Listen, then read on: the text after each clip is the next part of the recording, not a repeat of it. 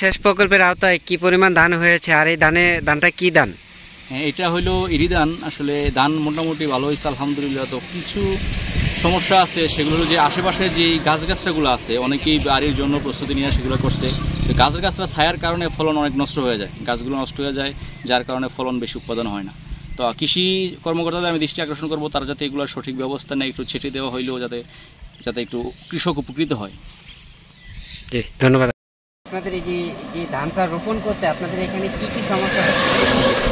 এই গাছ গাছটা ছায়া পড়ছে, গাছ গাছটা দিয়ে আমাকে তো অনেক আক্রমণ করতেছে। গাছ গাছটাতে পোকামাকড়ে আমাদের কৃষি অনেক ক্ষতিগ্রস্ত করতেছে এই অবস্থা। আপনারা এই সংশ্লিষ্ট কৃষি কর্মকর্তাদের এই বিষয়গুলো জানাইছেন যে যাতে করে এই গাছগুলো যাতে না লাগানো হয় কৃষি জমির পাশে? এই কৃষি জমির পাশে তো লাগাই, ওই যে কৃষকেরা যারা চাকরি করতেছে এদের কৃষকেরা আসে মাঠে নামে, এরা তো বাগান দেখতেছে, সব কিছু দেখতেছে, দেখেও তো তারা কিছু করতেছে না। এখানে ধান কিরকম হয়েছে? ভালো হয়েছে। এমনি পানি এমনি গাছ গাছ চাহিদা মানে সেবা ফেরা থাকা ধান।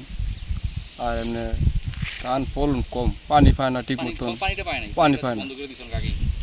আর ধান অনেক ধান সরো আয়নি পানির কারণে শুকা দিতেছে, ডিক কেটে লাগতেছে এমনি। আর মাজা পোকা বেশি, পোক লেদা লেদা পোক।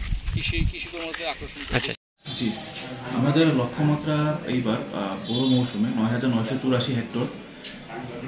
আমরা আশা করছি যদি মেঘনা ঘনাগতের সেচটা নিরবিচ্ছিন্ন থাকে তাহলে আমরা ৯,৯৮৪ হেক্টর অর্জন করতে পারবো ইনশাআল্লাহ। আর আমাদের সরিষা ছিল মাঠে, এখন সরিষা প্রায় উত্তোলনের সময় হয়ে গিয়েছে এবং অনেক জায়গায় হারভেস্ট করছে। সরিষা ১৪২৫ হেক্টর জমিতে আমাদের সরিষা ছিল। আমাদের আলু ৬২৫ হেক্টর জমিতে আমাদের আলু হয়েছে এইবার।